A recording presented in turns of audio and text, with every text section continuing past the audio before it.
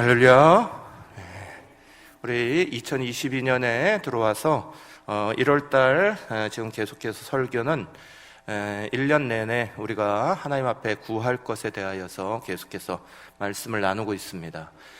제일 첫 번째 주에는 우리 주제 설교 복음 회복에 대해서, 그래서 믿음으로 살아갑시다, 이것을 늘 구하시고 믿음으로 살아가시기를 간절히 축원합니다.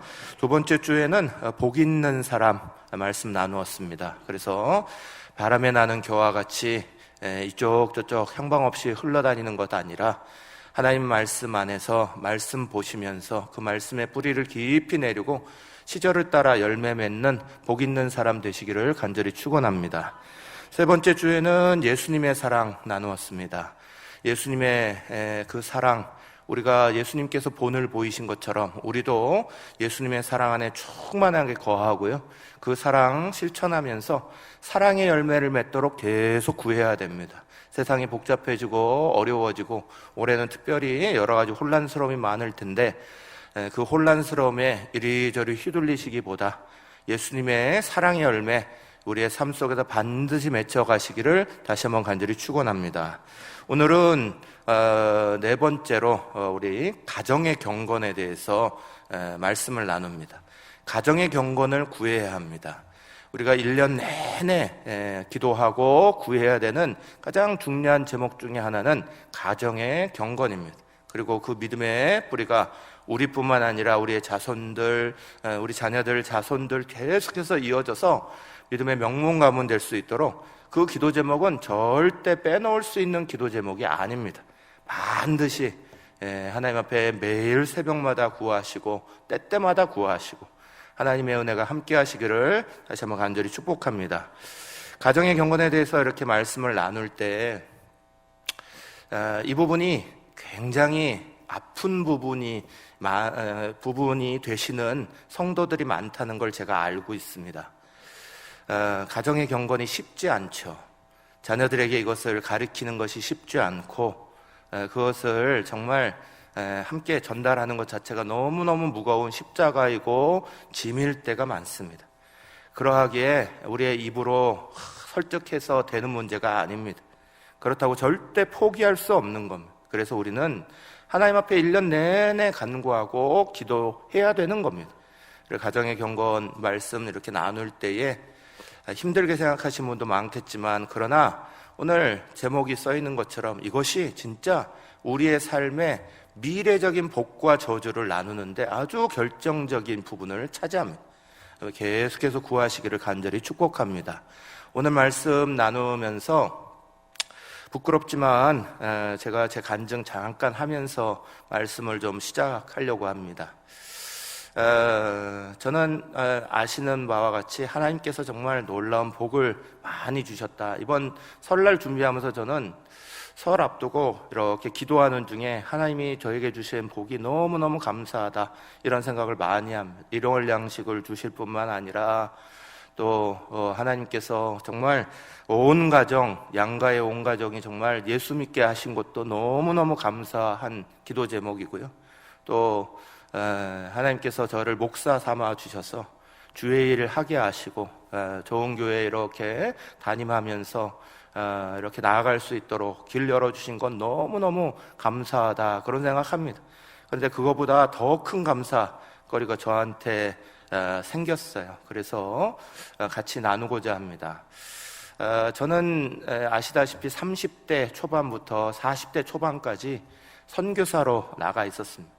제 30대는 가장 뜨거운 나이였던 그 30대는 선교지에서 다 보냈습니다. 그때는 정말 앞만 보고 달렸습니다. 정말 다 쏟아놔야 된다, 선교지에서 죽어야 된다, 이런 생각 가지고 막 달렸습니다. 그러다 보니 집안 돌아보는 건 아예 생각도 안 했습니다. 아이들 돌아보는 거 생각도 안 하고요, 아이들이 어떤 마음인지 아내가 어떤 마음인지 생각도 못하고 그저 하나님 앞에만 헌신하면 나머지 다 해주시겠지, 그렇게 막 30대를 쫓아가다가 40대에 딱 들어가면서 갑자기 추방 아닌 추방이 돼버렸어요. 다시 선교지로 돌아갈 수 없는 상황이 돼버렸어요. 그러니 사역이 딱 끊어졌습니다. 이 일이 딱 끊어지고 나니까 이게 뭐지? 하는 것부터 방향을 잃었습니다. 어떻게 해야 되는 거지? 하는 생각에 방황하다가 어느 분의 소개로 미국에 있는 훌러 신학교를 가게 됐습니다. 그래서 뭐 길을 찾을 겸 사역을 점검할 겸 훌러에서 이렇게 박사과정을 이렇게 하고 있는데, 그 훌러의 신학교의 교수님들은 선교지에서 20년, 30년씩 현장 선교를 다 마치시고 학문적인 결과를 가지시고 오신 그런 학자들이면서 선교사 선배들이셨습니다. 그 수업을 이렇게 듣는데 한 강의에서 아주 유명한 교수님인데, 그 교수님이 모든 그 자리에 앉아 있는 사람들이 다 선교사들이에요. 다 선교사들이 와서 공부하는 과정인데 거기에 대고 이렇게 말씀하시는 거예요. 진짜 선교지가 어딘지 아세요? 그러시는 거예요. 그러니까 뭐 곳곳에서 뭐 어디요 막 얘기를 막 하는데 그분이 그 웃으시더니 진짜 선교지는 여러분의 가정의 자녀들입니다. 그러시는 거예요. 그 얘기를 듣는 순간 진짜 해머로 머리 얻어맞은 것 같았어요. 저도 한 번도 그렇게 생각해 본 적이 없어요. 30대를 지나면서 내 자녀들이 선교지다 생각을 한 번도 해보신 적이 없어요. 해본 적이 없어요. 그 얘기를 들으면서 큰 충격을 받았어요, 제가. 그러고 나서 한국에 나오게 됐죠. 그래서 지난번 부목사로 있었던 치유하는 교회, 거기에 이렇게 부목사로 섬기는 동안 그 교회 담임이신 김의식 목사님은 설교 강단에서 처음부터 끝까지 매번마다 우리의 목표가 있습니다. 그러면서 우리의 목표는 적어도 우리보다 우리의 자녀들이 더 신앙이 좋아야 되는 겁니다. 그게 우리의 목표여야 됩니다. 맨날 강조합니다. 집사 직분을 받았으면 자녀들은 적어도 안수 집사 권사 만들어야 합니다. 권사 집사 됐다면 적어도 권사나 장로 만드셔야 합니다. 그러면서 매일 그렇게 그런 이야기를 매번마다 하셨어요. 5년 동안 그 얘기를 들으면서 어느 날부터 제 마음에 꿈이 생겼어요. 저도 우리 아이들을 그렇게 기도해야겠다. 우리 아이들이 그런 길을 가도록 그렇게 해야겠다 하는 마음이 꿈으로 제 마음 가운데 생겼어요. 근데 이번에 이제 저희 첫째 딸은 장로회 신학대학교 신대원 가정에 이번에 입학합니다. 그래서 아빠 가는 길이 뭐 그리 좋다고 목회자의 길을 이렇게 또 가게 되는 MDB 과정을 이제 막 시작하게 되는 거죠. 그것도 너무 감사한데, 둘째 아들내미가 또 장로회 신학교 기독교 교육과에 또 들어갔어요. 얘네들이 뭐 목사가 될지 안 될지 그건 저는 모르겠습니다. 그렇지만 너무너무 감사한 건 자기의 인생을 하나님 앞에 이렇게 드릴 수 있는 그런 아이들이 됐다는 것에 제가 너무 감사했어요. 저희 아이들은 제가 선교지에서 몇 번 죽을 뻔한 거 눈앞에서 다 어릴 때 보고 자랐습니다. 돈에 찌들리는 것도 봤고 목회하면서 힘들어하는 것도 여러 번 들었습니다.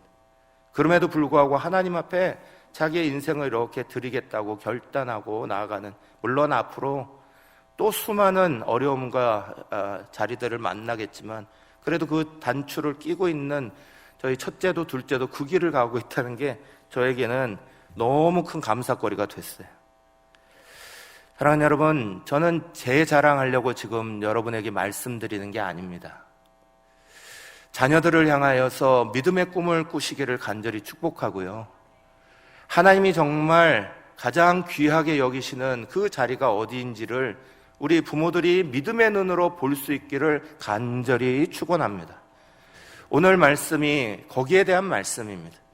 먼저 오늘 신명기 11장 26절에서 28절이 마지막 부분이 이렇게 강조합니다.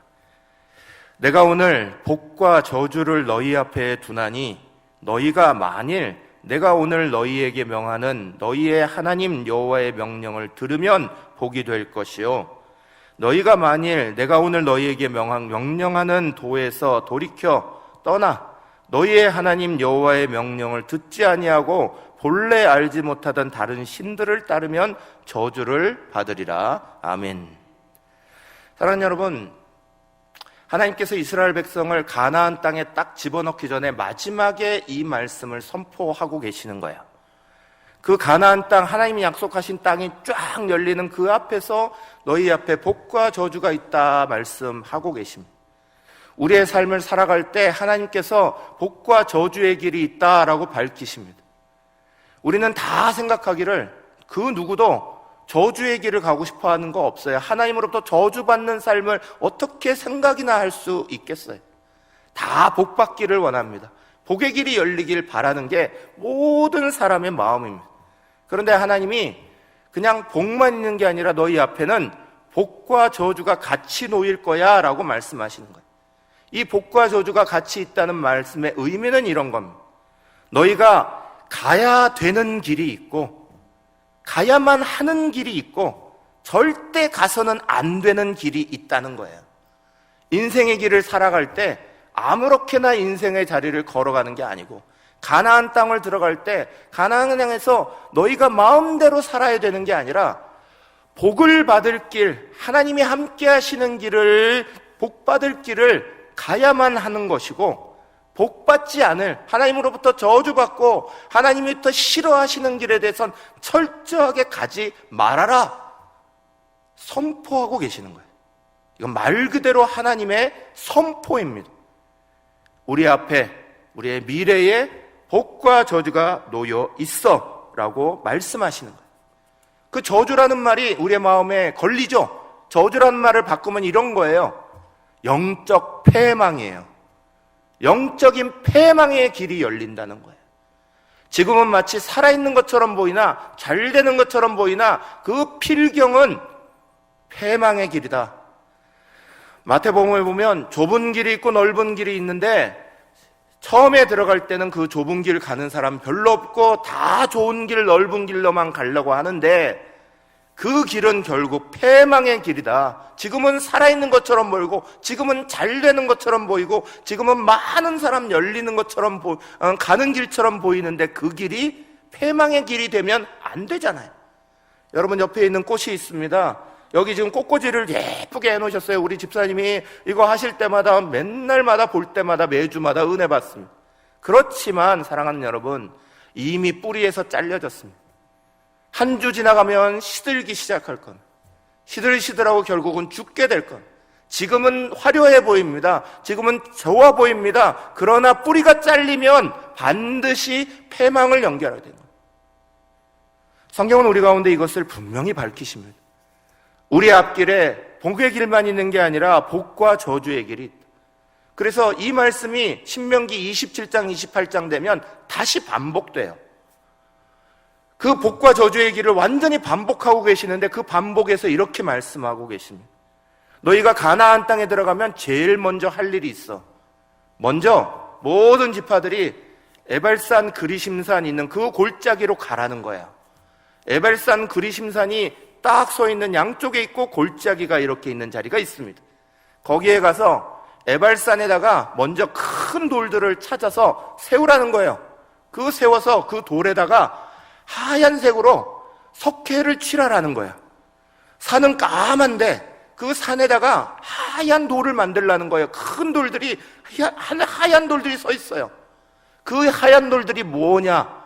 거기에 광야에서 받았던 모든 하나님의 말씀을 다 기록하라는 거예요. 그 하나님 말씀이 지나가다가도 저 산 위에 하얀 돌들이 서 있으면 아, 하나님 말씀이 거기 써 있지라고 기억하라고 하게 하신 거예요.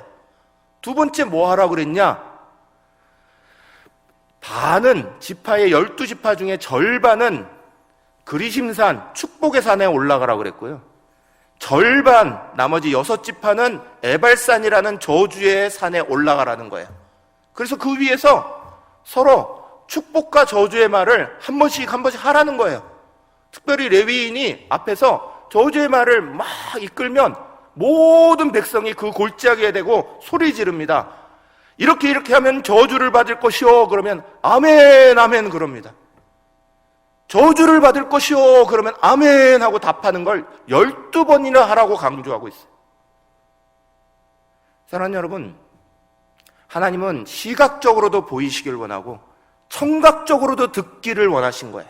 왜냐하면 중요했으니까. 삶의 자리를 걸어갈 때에 우리의 삶의 자리 안에 복의 길을 걷기를 원하시지 하나님 절대로 저주의 길을 가기를 원하지 않으십니다. 그런데 사람들이 하나님이 가지 말라고 하는 저주의 길을 간다는 거예요. 그걸 가는 걸 막고 싶으셨어요. 그래서 선포하게 하시는 거예요. 눈으로도 보게 하시고 귀로도 듣게 하시고. 반드시 이 길 가면 안 돼. 이걸 가면 저주야. 그 길은 패망의 길이야. 안 되는 길이야. 복의 길 걸어가라고 가르치시는 거예요. 사랑하는 여러분, 가나안 땅은 약속의 땅입니다.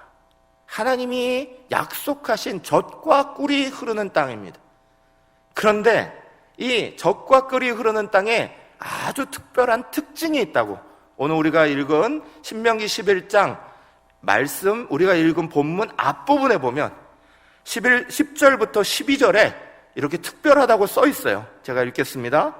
내가 들어가 차지하려는 땅은 내가 나온 애굽 땅과 같지 아니하니 거기에서는 너희가 파종한 후에 발로 물대기를 채소밭에 댐과 같이 하였거니와 너희가 건너가서 차지할 땅은 산과 골짜기가 있어서 하늘에서 내리는 비를 흡수하는 땅이요 내 하나님 여호와께서 돌보아 주시는 땅이라. 연초부터 연말까지 내 하나님 여호와의 눈이 항상 그 위에 있느니라. 아멘. 이게 특별한 땅이에요. 그 특별한 땅이라는 말은 이 땅이 좋다라는 말이 아니에요. 육적으로 보면 이 땅이 굉장히 좋은 땅이 아니에요. 육적으로 보면 애굽 땅이 좋은 땅이에요. 왜냐? 거기는 나일강 때문에 물이 많거든요. 농사를 지으면 물을 대야 되는데 바로 옆에 나일이 흐르니까 거기에서 물 갖다 대기가 쉽다는 거예요.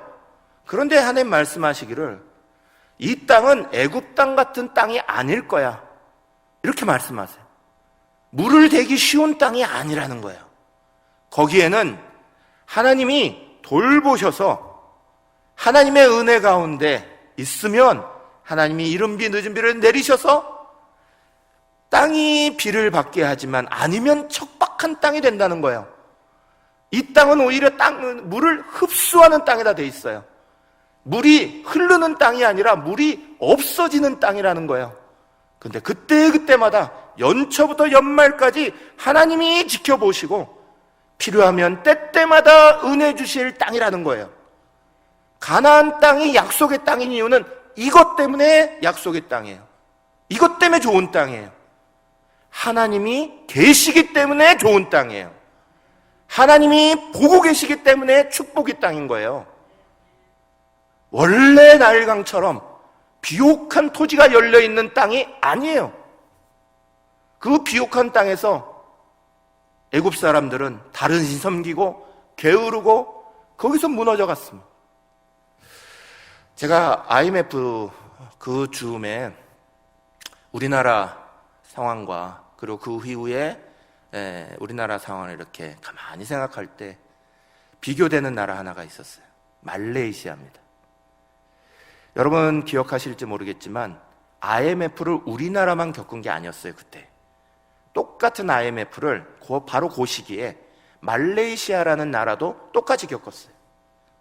근데 말레이시아는요 굉장히 비옥한 땅입니다.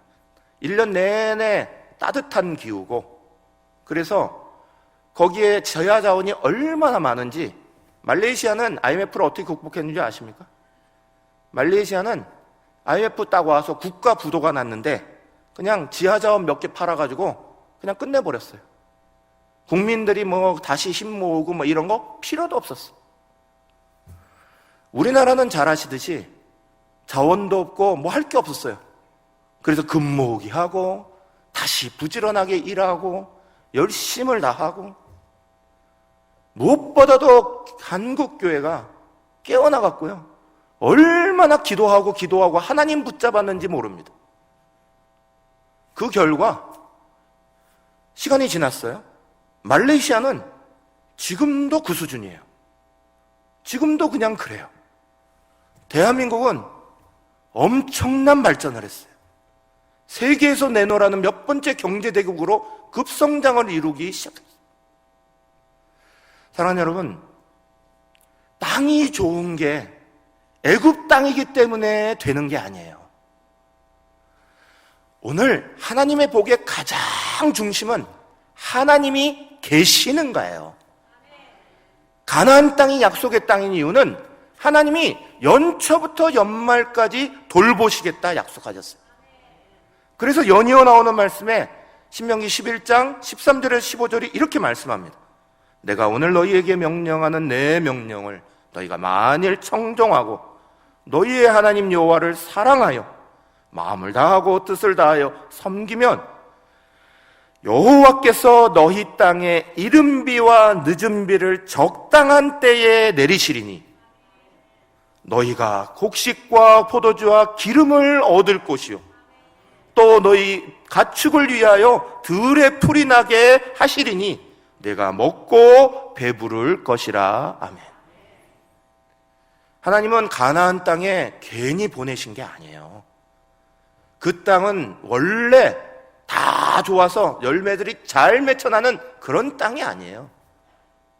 하나님이 지켜보시고 하나님의 은혜 가운데 복이 내리면 이른 비와 비를 늦은 비를 적당한 때에 내리시고 다 자라게 하시고 그 속에서 물이 넘쳐나서 과실도 맺고 열매도 맺고 모든 것이 풍족하게 만드실 것이고 만약에 이들이 하나님 딱 배반하고 돌아서 버리면 그러면 하나님이 길을 딱 막으시는 하나님 없이는 살 수 없는 땅이 가나안 땅인 거예요. 그건 우리의 신앙을 정확하게 대비해 주시는 거예요. 잘 나갈 수 있어요. 잘 될 수 있어요.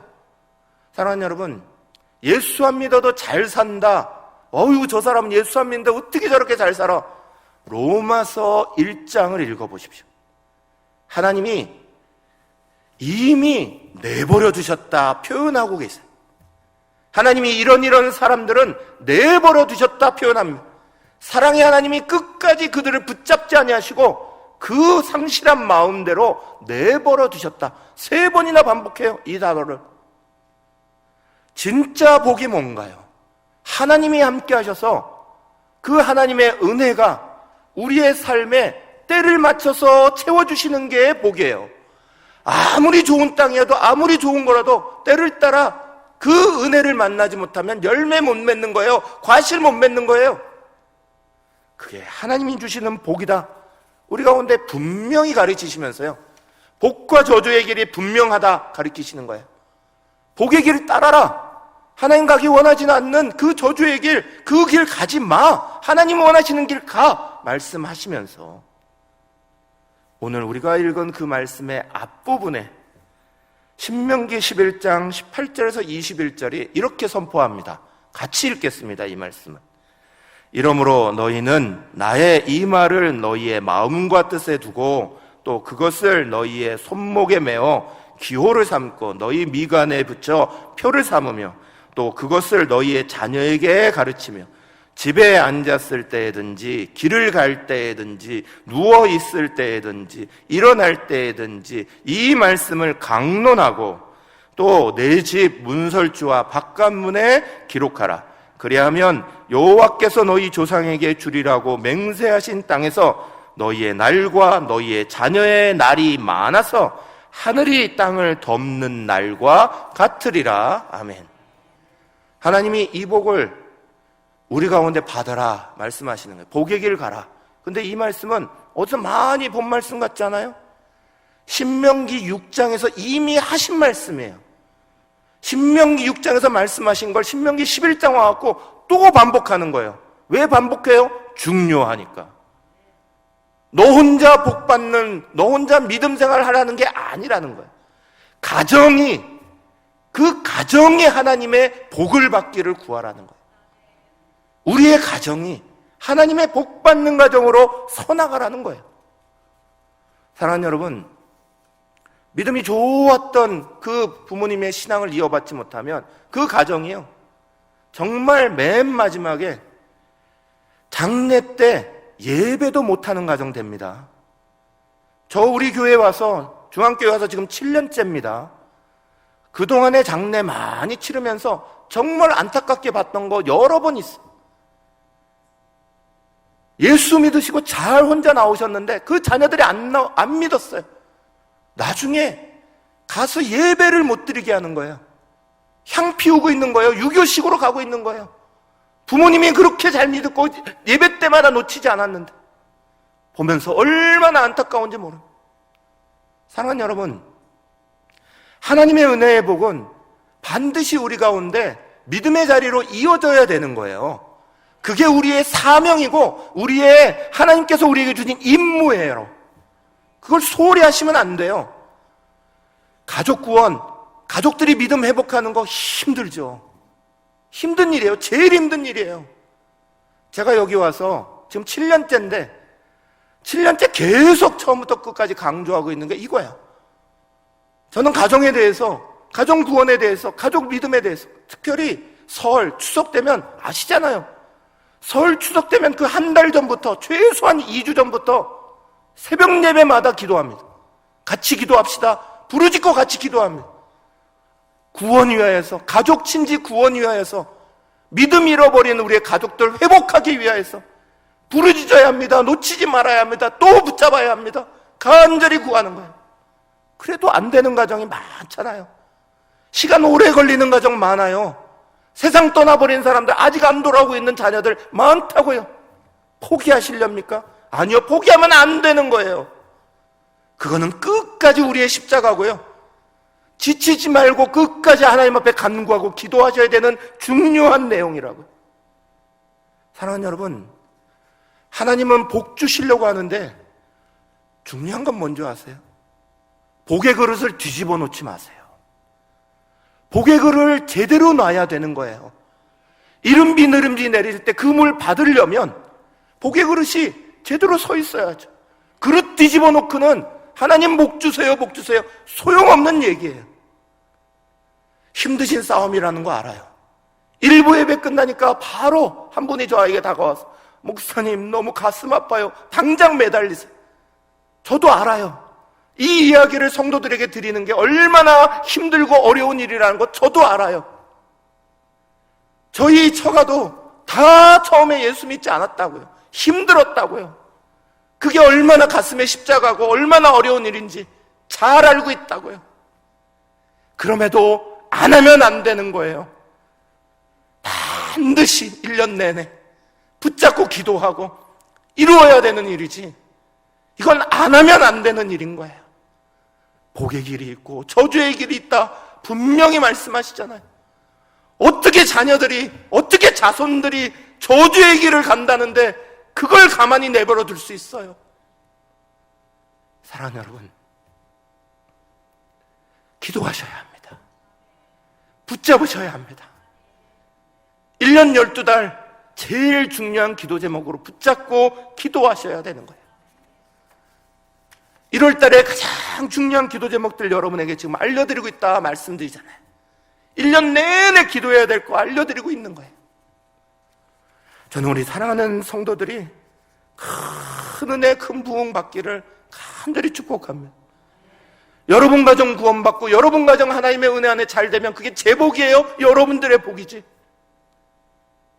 사랑하는 여러분, 제 간절한 기도 제목은 정말 그겁니다.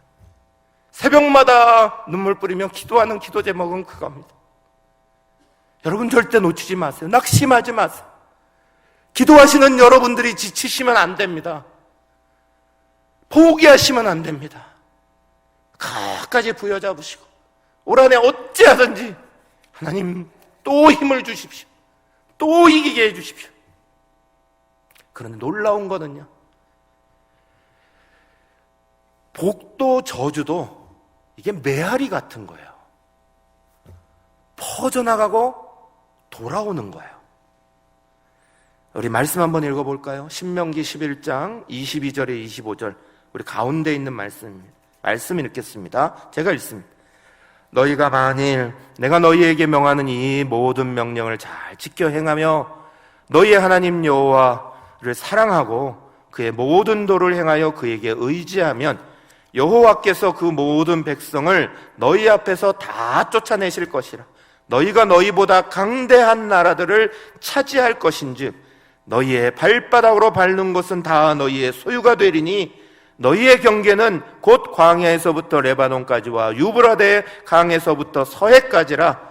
너희의 하나님 여호와께서 너희에게 말씀하신 대로 너희가 밟는 모든 땅 사람들에게 너희를 두려워하고 무서워하게 하시리니 너희를 능히 당할 사람이 없으리라. 아멘. 하나님의 복을 선포하고 선포해 나가면 이 하나님의 복이 계속 메아리처럼 퍼집니다. 이 메아리 같은 그 메시지들이 더 강한 민족들을 쫓아내버리신댔다 약속하셨어요. 반드시 하나님이 이것들로 그 복의 자리를 만나게 하시겠다 우리 가운데 선포하시는 거예요. 그런데 저주의 자리를 가만 두고 불평의 자리를 가만하고 이것도 퍼져요. 시편 109편 17절에서 18절의 말씀에 보면 이렇게 말씀이 나 있어요. 그가 저주하기를 좋아하더니 그것이 자기에게 임하고 축복하기를 기뻐하지 아니하더니 복이 그를 멀리 떠났으며 또 저주하기를 옷 입듯 하더니 저주가 물같이 그의 몸속으로 들어가며 기름같이 그의 뼛속으로 들어갔나이다. 아멘. 사랑하는 여러분, 하나님이 정하신 복과 저주의 원리가 있는데요, 우리가 복을 선포하면 그 복을 받을 사람이 하나님의 복을 다 받습니다. 그런데 만약 그가 복을 받지 않으면 그 복이 다시 자기에게로 다 돌아오도록 성경이 우리 가운데 그렇게 말씀하셨어요. 저주도 마찬가지입니다. 싫어하는 말, 불평하는 말, 원망하는 말 우리의 입에서 막 쏟아내면 상대방이 그거 안 받으면 그게 자기에게로 돌아오는 거예요. 오늘 시편의 말씀을 보니까 자기 몸으로 돌아오고 자기 뼛속으로 돌아온다는 거예요. 사랑하는 여러분, 하나님의 복, 정말 하나님께서 우리에게 주시는 복도 힘이 있고 저주의 말도 힘이 있는 거예요. 복의 말을 선포하시기를 간절히 축복합니다. 이걸 펴서야 되는 거예요. 지지 마셔야 되는 거예요. 말씀 가르치려고 그러면 자녀들 뭐라고 하는 줄 아십니까? 당장에 그럽니다. 이제 머리 굵어졌다고 엄마 말 아빠 말 안 들어요. 아이고 이런 소리 하지 마요. 그런 소리 하면 나 엄마 안 보러 가요. 집에 안 갈 거예요. 그 협박에 넘어가지 마세요. 쓸데없는 소리 하지 말라고. 그래도 나는 하나님으로부터 받은 거 전해야 되겠다고. 끝까지 전하시는 거예요. 지지 마세요. 복이 반드시 하나님의 은혜 가운데 그 말씀이 퍼져나간다 분명히 약속하고 있어요. 미국에 아주 중요한 책이 하나 있어요. 상담 심리학자들에게 반드시 교과서처럼 쓰이는 책이 하나 있어요. 가족 치료 전문가들에게는 반드시 교과서적인 책인데 이게 무슨 책이냐면 가계분석 가계도예요.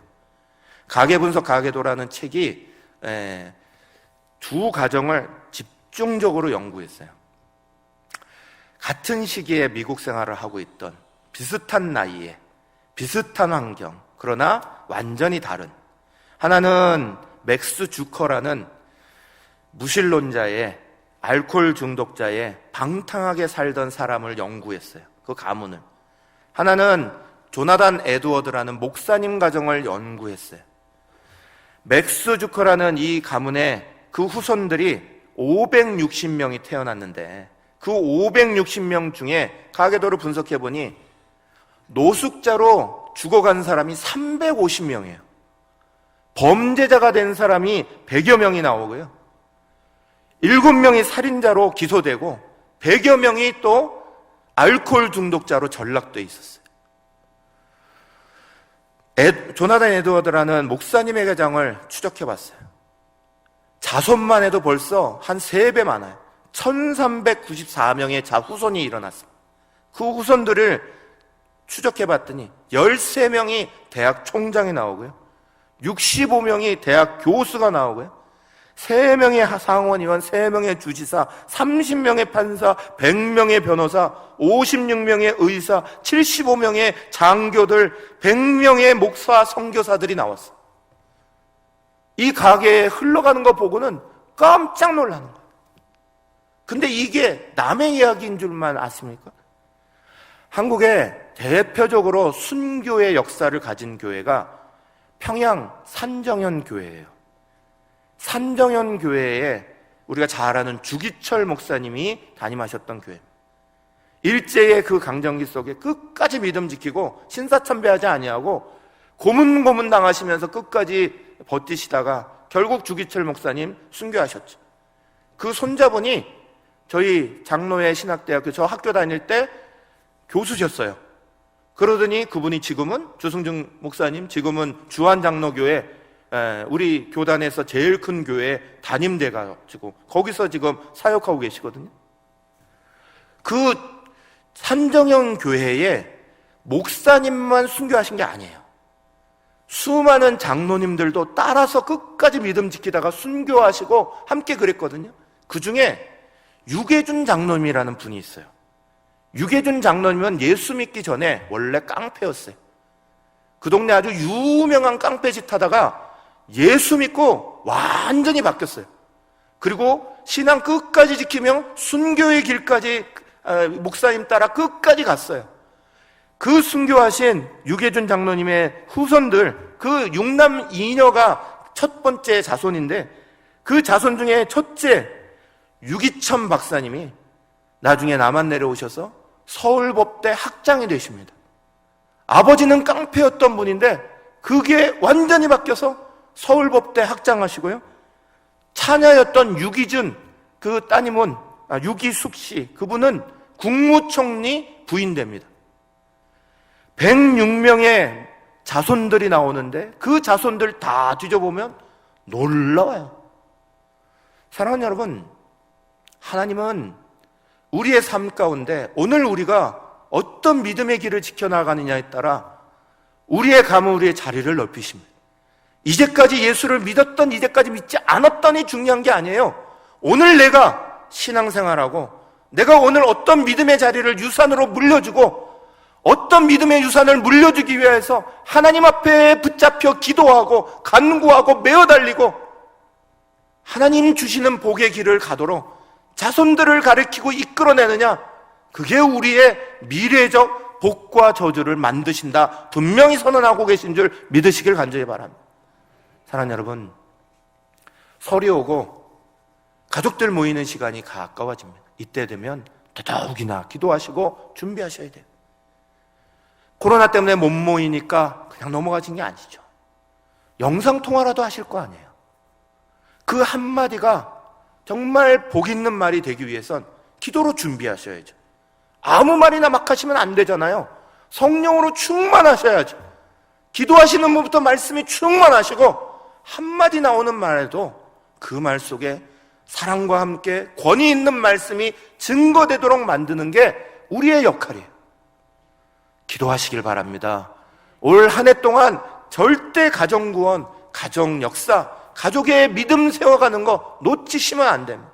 제가 7년째 지금 이 얘기를 계속하고 있는데요, 우리 30대 이렇게 분들이 정말, 저는 30대 아까 말씀드린 대로 가족 아무것도 안 봤는데 우리 밑에 지금 자라나는 분들 이렇게 보니까요 너무너무 잘해서, 이번에 제가 그랬잖아요, 특별 새벽 기도회야 하는데 29명에서 2명이 더 있더라고요. 그래서 31명이 정말 새벽에 같이 나와가지고 막 기도하고 이랬더라고요.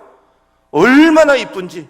집안에서도 정말 가정 예배 너무너무 잘 들어서 이쁘다고 이런 가정이 너무 많은 거예요.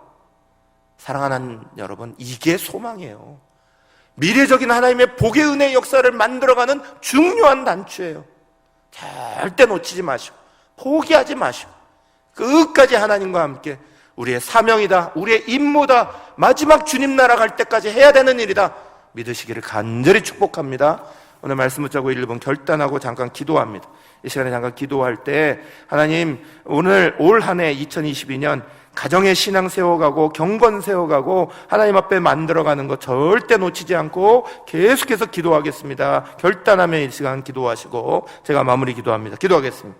살아계시고 역사하시는 하나님, 정말 어렵고 힘든 가족 구원, 또 가정의 믿음 세워가는 것 하나하나 세워나갈 때에 오늘의 세상적인 것 바라보면 정말 어렵고 힘들고 눈물 날 때밖에 없습니다. 그러나 하나님이 주시는 은혜 가운데 우리는 다시 한번 믿고 믿음의 길들을 걸어가려고 합니다. 하나님 복 주시길 원합니다. 능력 주시길 원합니다. 힘 주시길 원합니다. 우리보다 더 큰 나라들을 다 물리치겠다 약속하신 대로 하나님의 은혜의 역사들이 가정마다 일어나게 주여 붙잡아 주시옵소서. 살아계시고 역사하시는 하나님, 우리 사랑하는 성도들이 가정을 위하여서 또 자손들을 위하여서 믿음의 명문 가문을 위하여서 계속해서 기도할 때에 멀리 있지 마시고 가까이 오셔서 들으시기를 간절히 소망합니다. 들으실 줄로 믿습니다. 응답하실 줄로 믿습니다. 반드시 포기하지 아니하고 끝까지 기도하고 세상으로 멀리 떠나가 세상 가운데 헤매고 있는 자녀들까지 완전히 주님 안에서 복 있는 사람으로 살아갈 수 있도록 붙잡아내는 역사가 있게 하여 주시옵소서. 축복하며 예수님의 이름으로 간절히 기도합니다. 아멘.